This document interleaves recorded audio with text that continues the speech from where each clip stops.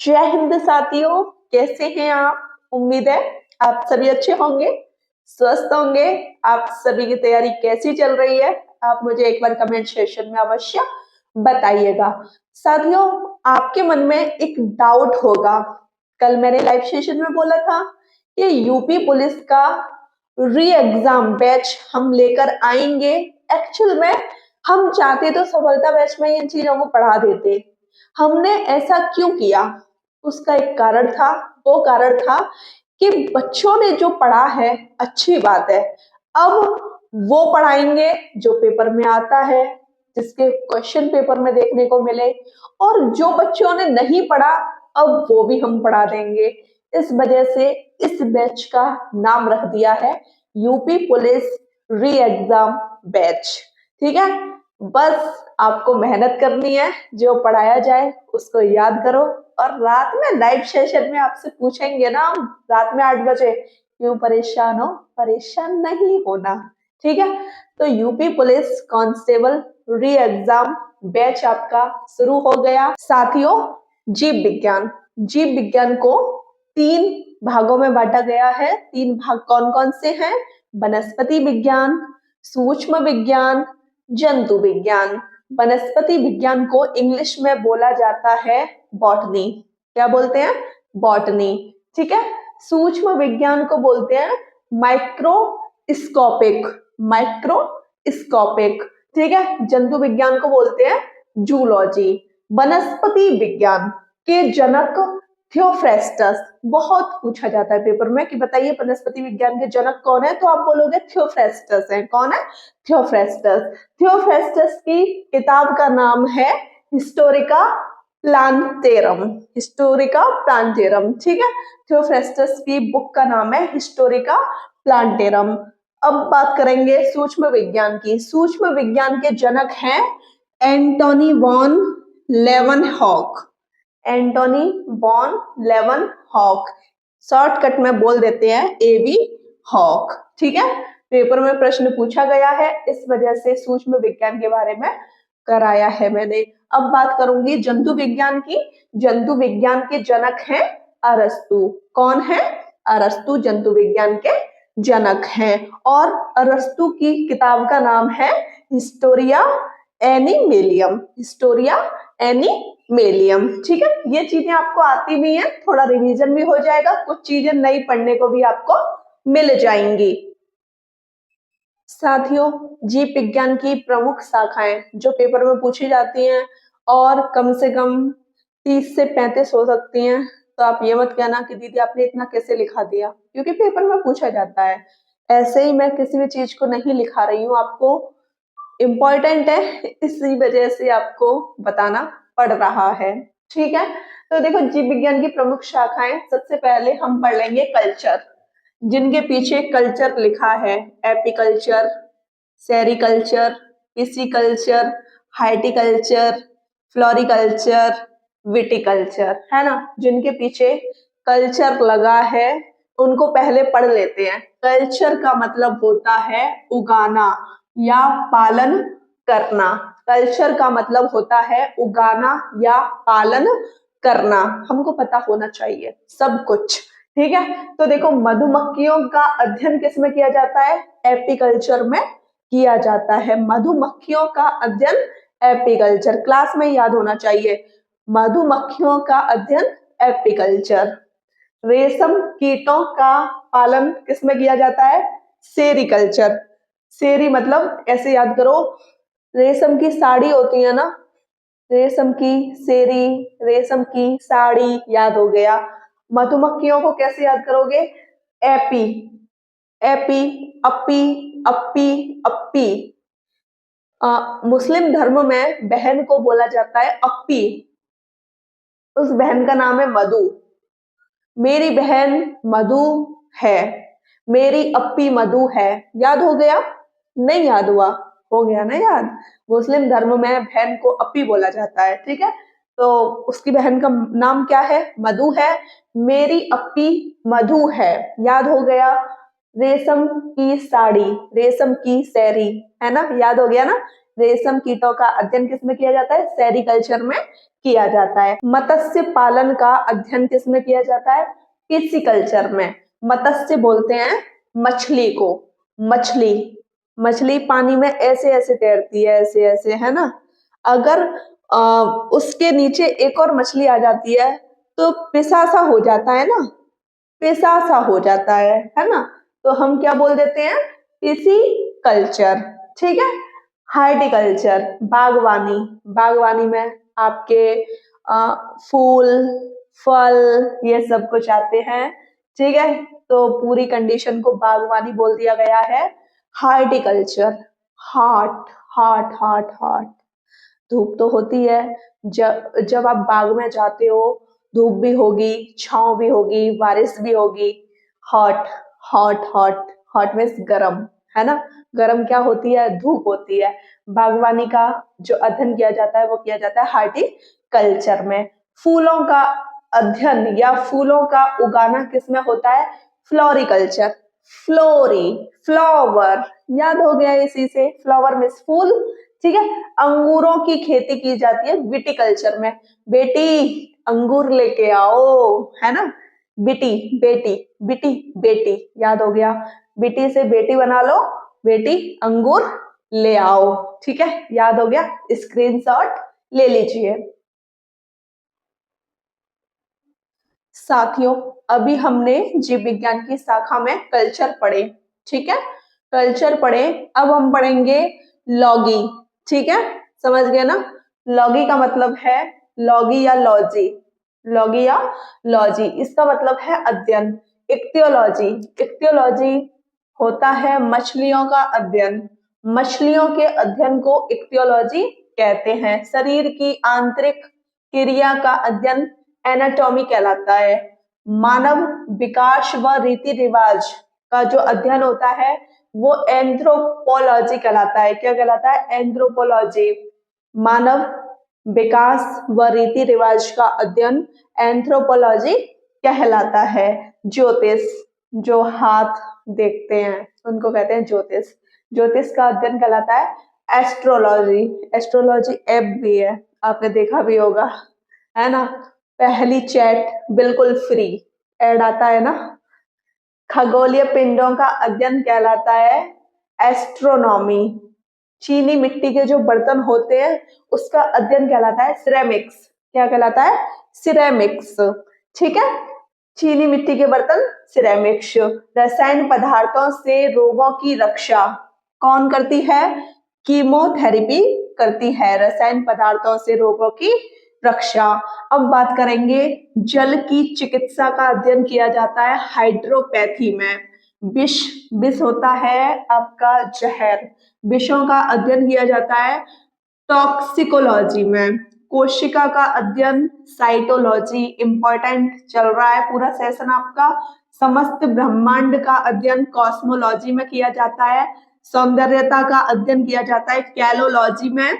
नींद का अध्ययन हिप्नोलॉजी, या हम बोल देते हैं हिप्नोटाइज कर देना। ठीक है, ऐसे ऐसे ऐसे ऐसे करके हिप्नोटाइज किया जाता है, वो लिख दिया है मैंने, हिप्नोटिज्म। ठीक है, कैंसर का अध्ययन किया जाता है ऑन्कोलॉजी में। ठीक है, नसों या नाड़ियों का अध्ययन किया जाता है न्यूरोलॉजी में। ठीक है, स्क्रीनशॉट ले लीजिए। साथियों, आपका अगला है समय का अध्ययन। समय का अध्ययन किया जाता है हॉरोलॉजी में। किसमें किया जाता है? हॉरोलॉजी में समय का अध्ययन किया जाता है। ठीक है, मौसम का अध्ययन मेट्रोलॉजी। वृद्धावस्था का अध्ययन जीरोंटोलॉजी। वृद्धावस्था मतलब जो बूढ़े हो जाते हैं उसको बोलते हैं वृद्धावस्था, उसका अध्ययन किया जाता है जीरोंटोलॉजी में। मस्तिष्क का अध्ययन किया जाता है न्यूरोलॉजी में। रक्त का अध्ययन किया जाता है हीमेटोलॉजी में। रक्त और हृदय दोनों एक साथ आ जाएं तो इसका अध्ययन किया जाएगा एंजियोलॉजी में। ठीक है, अलग से हृदय आ जाए तो हृदय का अध्ययन किया जाएगा कार्डियोलॉजी में। ठीक है, इतनी कंडीशन आप समझ गए। अब बात करेंगे किडनी, किडनी को बोलते हैं वक्र, वक्र का अध्ययन किया जाता है नेफ्रोलॉजी में। यकृत को बोलते हैं जिगर, जिगर का अध्ययन किया जाता है हिपेटोलॉजी में। ठीक है, शैवालों का अध्ययन फाइकोलॉजी, कवकों का अध्ययन माइकोलॉजी, फेफड़ों का अध्ययन पल्मोनोलॉजी, भूकंप का अध्ययन सीस्मोलॉजी, दांतों का अध्ययन ओडोंटोलॉजी, हड्डियों का अध्ययन ऑस्टियोलॉजी, सांपों का अध्ययन ऑफियोलॉजी। ठीक है साथियों, समझ गए? इसमें आपको करना क्या है, इसमें आपको याद करना है, बस याद करने के ऊपर ही पूरा आपका ये है। ठीक है, तो इस चीज को आपको याद करना पड़ेगा और आपके लिए इतनी मेहनत हो रही है, एक लाइक आप कर सकते हैं। जो भी भाई बहन चैनल पर पहली बार आया है, चैनल को सब्सक्राइब करने के साथ साथ बेल आइकन पे दबा लेंगे, जिससे सारे नोटिफिकेशन आपको टाइम टू टाइम देखने को मिल जाएं। साथियों, आपका अगला है कीटों का अध्ययन। इसमें किया जाता है एंटोमोलॉजी में कीटों का अध्ययन किया जाता है। पौधों की बीमारियों का अध्ययन किया जाता है फाइटोपैथोलॉजी में। ठीक है, मच्छर, छिपकली व तिलचट्टा का अध्ययन किया जाता है सौरोलॉजी में। साथियों, आपका पहला टॉपिक पूरा फिनिश हो गया है। दूसरे टॉपिक में हम पढ़ने वाले हैं कोशिका। जैसा कि साथियों मैंने आपसे बोला था कि अब आपका दूसरा सेशन शुरू हो गया है, जिसका नाम है कोशिका, सेल। ठीक है, मोस्ट इंपॉर्टेंट है, पेपर में प्रश्न यहां से पूछा जाता है। एक्चुअली में कोशिका के बारे में कैसे कैसे प्रश्न बनते हैं, कोशिका की खोज किसने की, सबसे पहले कोशिका को किसमें देखा गया, जीव द्रव्य की खोज किसने की, और कोशिका बनती कैसी है, ये सब कुछ हमको पता होना चाहिए। ठीक है, तो सबसे पहले कोशिका शब्द को किसने दिया, कोशिका शब्द को सबसे पहले किसने दिया, तो आपको ये पता होना चाहिए ऑस्कर हर्टविग ने सबसे पहले कोशिका शब्द को दिया। ऑस्कर हर्टविग, ऑस्कर हर्टविग ने सबसे पहले कोशिका शब्द को दिया। कोशिका संरचनात्मक प्लस क्रियात्मक इकाई है। पेपर में प्रश्न पूछा जाता है कि बताएं कोशिका कैसी इकाई है, ऑप्शन देगा कि बताइए कोशिका कैसी इकाई है, फिर आपसे बोलेगा संरचनात्मक इकाई और क्रियात्मक इकाई, दोनों, इनमें से कोई नहीं, तो आप क्या बोलोगे, दोनों, संरचनात्मक इकाई और क्रियात्मक इकाई। ठीक है, कंडीशन समझ गए, यहां तक नो डाउट। अब बात करेंगे कोशिका की खोज किसने की। कोशिका की खोज की थी रॉबर्ट हुक ने। सबसे पहले कोशिका को रॉबर्ट हुक ने किस में देखा, तो इन्होंने देखा था मृत कोशिका में। मृत कोशिका मतलब मरी हुई जो कोशिका होती है ना, उसमें देखा था। अब बात करें मृत कोशिका में किस में देखा, जीव में, जंतु में, पादप में, किस में, तो पादप में, पौधों में सबसे पहले मृत कोशिका को रॉबर्ट हुक ने देखा था। ठीक है, अगला पॉइंट है जीवित कोशिका के बारे में एंटोनी वॉन ल्यूवेनहॉक ने बताया। मरी हुई कोशिका के बारे में रॉबर्ट हुक ने बता दिया, जीवित कोशिका के बारे में एंटोनी वॉन ल्यूवेनहॉक ने बताया। जीवित कोशिका को किसमें देखा गया, जीवाणु में देखा गया। जीवाणु बोले तो माइकोप्लाज्मा में देखा गया। ठीक है, समझ गए मेरी बात को। अब बात करेंगे कि जो एक जीव है वो कैसे बनता है। देख लीजिए जीव कैसे बनता है। कोशिका, कोशिका से बनता है आपका ऊतक, ऊतक से बनेगा अंग, अंग से तंत्र, तंत्र से जीव। ठीक है, कोशिका से ऊतक बनता है, ऊतक से अंग, अंग से तंत्र, तंत्र से जीव। ठीक है, इतनी कंडीशन आप समझ गए, इसको आप नोट डाउन कर लीजिए। कोशिका का अध्ययन आपको पता ही है, कोशिका का अध्ययन किसमें किया जाता है, साइटोलॉजी में। फिर भी एक बार लिख देती हूँ, कोशिका का अध्ययन कोशिका विज्ञान में किया जाता है, साइटोलॉजी में किया जाता है। फादर ऑफ इंडियन साइटोलॉजी, इसको बोल सकते हैं कोशिका, भारतीय कोशिका विज्ञान के जनक, भारतीय कोशिका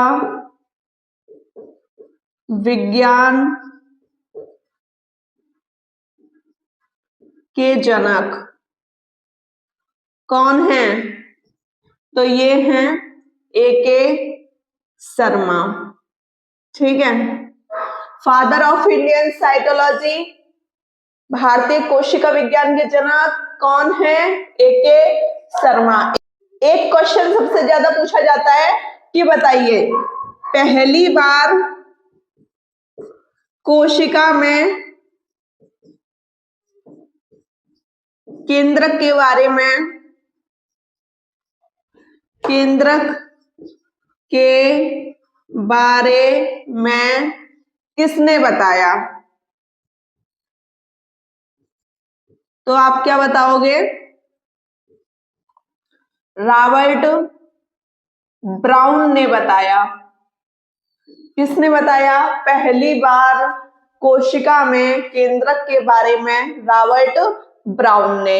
साथियों, रॉबर्ट हुक की एक पुस्तक है, रॉबर्ट हुक की पुस्तक का नाम है माइक्रोग्राफिया। रॉबर्ट हुक की पुस्तक का नाम है माइक्रोग्राफिया। इतना आप नोट डाउन कर लीजिए। साथियों, कोशिका में आपने केंद्रक पढ़ा, केंद्रक को किसने खोजा? रॉबर्ट ब्राउन ने। ठीक है, कोशिका में जीव द्रव्य के बारे में किसने बताया? पुंज किंजे ने। ठीक है, ये प्रश्न पेपर में पूछे जाते हैं। आपने काफी मुक टेस्ट दिए होंगे, प्रीवियस ईयर क्वेश्चंस लगाए होंगे, वहां से आपको हर एक चीज अच्छे तरीके से समझ आ रही होगी। जीव द्रव्य जीवन का आधार है, ये किसने बोला? हक्सले ने बोला। ठीक है, समझ गए? जीव द्रव्य जीवन का आधार है, किसने बोला? हक्सले ने बोला। कोशिका सिद्धांत आप देख लीजिए, कोशिका सिद्धांत, इस सिद्धांत का प्रतिपादन स्लाइडेन और स्वान नामक वैज्ञानिकों ने किया। ठीक है, अब इन्होंने 3 पॉइंट्स दिए हैं कोशिका सिद्धांत के ऊपर। वो 3 पॉइंट कौन कौन से हैं? पहला है सभी जीव कोशिका से बने होते हैं। जितने भी जीव हैं किससे बने होते हैं? कोशिका से बने होते हैं।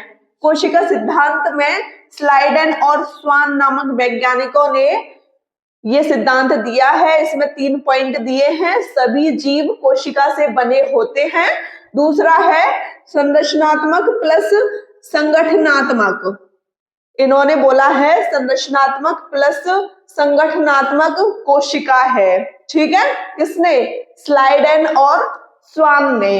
अब बात करें तीसरे पॉइंट की, कोशिकाएं अपनी पूर्ववर्ती कोशिकाओं से बनी होती हैं। स्लाइडेन और स्वान ने बोला है कि कोशिका अपनी पहली वाली कोशिकाओं से बनी होती हैं। 3 पॉइंट्स आपको याद रखने हैं। एक नोट पॉइंट है, इस नोट पॉइंट में बोला गया है विषाणुओं पर कोशिका लागू नहीं होती। विषाणु बोले तो वायरस, वायरस पर कोशिका लागू नहीं होती। किसने बोला है? स्लाइडेन और स्वान ने। साथियों, अब बात करेंगे कि जो सबसे बड़ी कोशिका होती है वो किसकी होती है?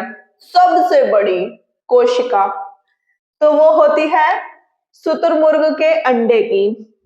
ठीक है, डायरेक्ट पेपर में क्वेश्चन पूछा जाता है कि बताइए सबसे बड़ी कोशिका किसकी होती है? तो आप बोलोगे शुतुरमुर्ग के अंडे की होती है। अब बात करें सबसे छोटी कोशिका किसकी होती है? जीवाणु की होती है। जीवाणु में माइकोप्लाज्मा की होती है। ठीक है, इसको हम एक और नाम से पुकारते हैं PPLO। इसकी फुल फॉर्म है प्लूरो प्नेमोनिया लाइक ऑर्गेनाइजेशन। अब बात करें PPLO का एक और नाम है, इसका भी एक और अन्य नाम है, तो वो है जोकर्स ऑफ प्लांट किंगडम। ठीक है, संरचना इसकी बदलती रहती है। संरचना कैसी रहती है? इसकी संरचना बदलती रहती है। ठीक है, अब बात करेंगे मनुष्य की, ह्यूमन बीइंग की। ठीक है, मनुष्य में सबसे बड़ी कोशिका किसकी होती है? मनुष्य में सबसे बड़ी कोशिका अंडाणु में होती है, जिसको इंग्लिश में ओवम कहते हैं। क्या कहते हैं? ओवम। मनुष्य में सबसे छोटी कोशिका की बात करें तो शुक्राणु में, शुक्राणु को इंग्लिश में स्पर्म कहते हैं। ठीक है, मनुष्य में ही सबसे लंबी कोशिका होती है न्यूरॉन की। ठीक है, इंपॉर्टेंट पॉइंट्स हैं, आपको याद करने होंगे। साथियों, मनुष्य में अगला पॉइंट है, सबसे ज्यादा पुनरुद्ध भवन की जो क्षमता होती है वो यकृत में होती है, लीवर में होती है। ठीक है, मनुष्य में सबसे कम पुनरुद्ध भवन की क्षमता किसमें होती है? न्यूरॉन में होती है। मनुष्य के पूरे 5 पॉइंट आपको मैंने करा दिए हैं। अब अगले पॉइंट की बात करेंगे। नंबर 1 पॉइंट, जीवन की मूलभूत इकाई क्या है? कोशिका है, सेल है, ये आपको याद रखना होगा। अगला पॉइंट है, एक पशु के शरीर की सबसे बड़ी कोशिका क्या कहलाती है? न्यूरॉन कहलाती है। अगला पॉइंट, कौन सा जीव कोशिका सिद्धांत के अनुरूप नहीं है? तो ये वायरस है जो कोशिका सिद्धांत के अनुरूप नहीं है। साथियों, अब हम बात करेंगे कोशिका में किसकी? पादप कोशिका एवं जंतु कोशिका की। ठीक है, पादप बोले तो पौधे, जंतु बोले तो जीव जंतु। ठीक है, माइटोकॉन्ड्रिया होता है, इनमें गोल्जी कारा होता है, कोशिका भित्ति होती है, कोशिका झिल्ली होती है। सबसे पहले हम पढ़ेंगे कोशिका भित्ति के बारे में। ठीक है, कि ये कोशिका भित्ति क्या है? जंतु कोशिका में अनुपस्थित होती है, कोशिका भित्ति जंतु कोशिका में नहीं होती। ठीक है, बाहरी परत कोशिका भित्ति ये है। ठीक है, इसकी जो बाहर की परत होती है इसको बोलते हैं बाहरी परत। बाहरी परत कोशिका झिल्ली होती है। कोशिका भित्ति की जो बाहर की परत होती है उसको हम क्या बोलते हैं? कोशिका झिल्ली बोलते हैं। सुरक्षा का कार्य करती है, कोशिका झिल्ली सुरक्षा का कार्य करती है। ठीक है, पादपों में उपस्थित होती है कोशिका भित्ति, लेकिन जंतुओं में नहीं होती। पौधों में होती है, जंतुओं में नहीं होती। ठीक है, सेल्यूलोज की बनी होती है कोशिका भित्ति। किसकी बनी होती है? सेल्यूलोज की बनी होती है। ठीक है, सेल्यूलोज क्या है? कार्बोहाइड्रेट है। पेपर में पूछा गया है, बताइए कोशिका भित्ति किसकी बनी होती है? सेल्यूलोज की। अगर पेपर में प्रश्न आ जाए सेल्यूलोज किसका बना होता है? कार्बोहाइड्रेट का। ठीक है, मतलब सेल्यूलोज कार्बोहाइड्रेट है। ठीक है, पादपों में भी कवकों में बनी होती है। किसकी बनी होती है? काइटिन की बनी होती है। पौधों में कवकों की बनी होती है, काइटिन की बनी होती है। काइटिन क्या है? प्रोटीन है। काइटिन क्या है? प्रोटीन है। जीवाणुओं में पेप्टिडोग्लिकेन की बनी होती है कोशिका भित्ति। ठीक है, स्क्रीनशॉट ले लीजिए। साथियों, कोशिका भित्ति आपने पढ़ लिया, अब आप पढ़ोगे कोशिका झिल्ली। ठीक है, ये कोशिका झिल्ली जंतुओं में और पादपों में होती है। कैसी प्रकृति की बनी होती है? चयनात्मक प्रकृति की बनी होती है। आदान प्रदान करने का कोशिका झिल्ली का काम होता है। विषाणुओं में कोशिका झिल्ली नहीं होती। ठीक है, माइटोकॉन्ड्रिया को सूत्र कणिका के नाम से जानते हैं। माइटोकॉन्ड्रिया नाम किसने दिया? अल्टमैन ने दिया। ठीक है, अब बात आती है माइटोकॉन्ड्रिया में श्वसन और ऑक्सीजन मिलकर क्या बनाते हैं? तो ये बनाते हैं क्रेब्स चक्र। क्रेब्स चक्र बोले तो क्रेब्स सर्किल। ठीक है, ये क्रेब्स नाम के एक वैज्ञानिक थे, उनके नाम पर क्रेब्स चक्र नाम रखा गया। यहां से पता लगा के भाई बनकर 38 एटीपी हो गया। अब 38 एटीपी बनकर क्या हो गया, एक ग्लूकोज हो गया। तो ये क्रम है माइटोकॉन्ड्रिया का। अब बात करते हैं कोशिका का ऊर्जा घर किसको बोलते हैं, तो माइटोकॉन्ड्रिया को बोलते हैं। साथियों अब बात कर लेते हैं गोल्जी कॉय की। ठीक है, गोल्जी कॉय की खोज की थी कैमिलो गोल्जी ने। गोल्जी कॉय की खोज किसने की, कैमिलो गोल्जी ने। ठीक है, ट्रैफिक कंट्रोलर ऑफ कोशिका किसको बोला गया है, गोल्जी कॉय को बोला गया है। गोल्जी कॉय में ही आता है रिक्तिका। रिक्तिका किसमें आता है, गोल्जी कॉय में आता है। जंतु कोशिका में पादप कोशिका की तुलना में छोटी होती है। रिक्तिका जो होती है जंतु कोशिका में पादप कोशिकाओं की छोटी होती है। ठीक है, समझ गए ना। जल संग्रह का कार्य करती है रिक्तिका। कितने प्रतिशत जल को स्टोर कर सकती है, 65% जल को स्टोर कर सकती है। अब पढ़ेंगे अंतः प्रद्रव्यी जलिका। ठीक है, अंतः प्रद्रव्यी जलिका ये क्या होती है, ये दो प्रकार की होती है, स्मूथ और रफ। स्मूथ को हिंदी में कोमल कहते हैं, रफ को खुरदरा कहते हैं। ठीक है, स्मूथ का जो काम होता है वो होता है वसा का निर्माण करना। स्मूथ का काम क्या होता है, वसा का निर्माण करना। और ये जो आपको 3 पॉइंट दिख रहे हैं 1 2 3, ये रफ के कार्य हैं, खुरदरे के कार्य हैं। ठीक है, खुरदरा का कार्य होता है प्रोटीन का निर्माण करवाना, और कोशिका का अंतः कंकाल बनवाता है, कोशिका को सहायता प्रदान करता है खुरदरा। ठीक है, पेपर में प्रश्न पूछा जाएगा अंतः प्रद्रव्यी जलिका में जो स्मूथ होता है या कोमल होता है उसका कार्य क्या होता है, तो आप बोलोगे वसा का निर्माण करना इसका काम होता है। अब बात कर लेते हैं राइबोसोम की। राइबोसोम की खोज पैलाडे ने की। किसने की, पैलाडे ने। कोशिका का सबसे छोटा कोशिकांग बोला जाए तो वो क्या है, राइबोसोम है। कोशिका का सबसे छोटा कोशिकांग। प्रोटीन की फैक्ट्री बोला गया है राइबोसोम को। प्रोटीन की फैक्ट्री राइबोसोम। ठीक है, अब बात कर लेते हैं लाइसोसोम की। आत्मघाती थैली बोला गया है लाइसोसोम को। ठीक है, इसका ही अगला पॉइंट है जल अपघटक एंजाइम कौन सा है, लाइसोसोम है। पचाने में मदद करता है, जैसे हम खाना पचाते हैं तो उसमें मदद कौन कौन सा एंजाइम करता है, जल अपघटक एंजाइम। ठीक है, जिसको हम लाइसोसोम की श्रेणी में रखते हैं। कोशिका का एटम बम बोला जाता है लाइसोसोम को। लाइसोसोम की खोज किसने की, डी डूबे। डी डूबे, डूब गए है ना। आत्मघाती मतलब आत्मघाती हमला होता है तो डूब जाते हैं, ऐसे करके आप याद कर सकते हो इसको। अब बात करेंगे केंद्रक की। केंद्रक की खोज रॉबर्ट ब्राउन ने की। केंद्रक को कोशिका का नियंत्रक या कोशिका का प्रधान बोला गया है। ठीक है, समझ गए ना। केंद्रक में ही हम पढ़ रहे हैं, क्रोमोसोम में डीएनए और आरएनए होता है।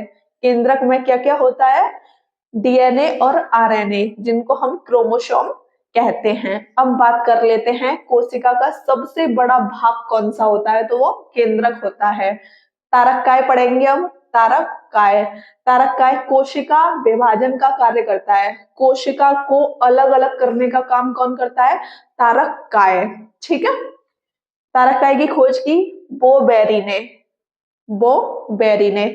सबसे ज्यादा यकृत में होता है तारक काय और सबसे कम होता है मस्तिष्क न्यूरॉन में। ठीक साथियों, अब बात करेंगे जीव द्रव्य की। जीव द्रव्य आपके 2 प्रकार के होते हैं, पहला कोशिका द्रव्य, दूसरा केंद्रक द्रव्य। अब आप सोच रहे होंगे इस स्ट्रक्चर में, ये जो स्ट्रक्चर आपको दिख रहा है ना, ये वाला देखो, अंदर वाला आपका केंद्रक है, केंद्रक द्रव्य है। और ये वाली जो कंडीशन है ये है कोशिका द्रव्य। ठीक है, कोशिका द्रव्य और केंद्रक द्रव्य को ही हम क्या बोलते हैं, जीव द्रव्य कहते हैं। मतलब ये इसके दो भाग है जीव द्रव्य के। अगर ये नहीं है, जीव द्रव्य नहीं है तो जीवन संभव नहीं है। ये दोनों चीज नहीं है तो जीवन संभव नहीं है। ठीक है, इसीलिए इसे हक्सले ने जीवन का भौतिक आधार बोला है। अब बात करेंगे लवक की। लवक पादपों की कोशिकाओं में उपस्थित होते हैं, पौधों की कोशिकाओं में होते हैं लवक। लवक आपके दो प्रकार के होते हैं, क्लोरोप्लास्ट जिसको वर्णी लवक कहते हैं, ल्यूकोप्लास्ट अवर्णी लवक कहते हैं। ठीक है, क्लोरो मतलब हरा रंग।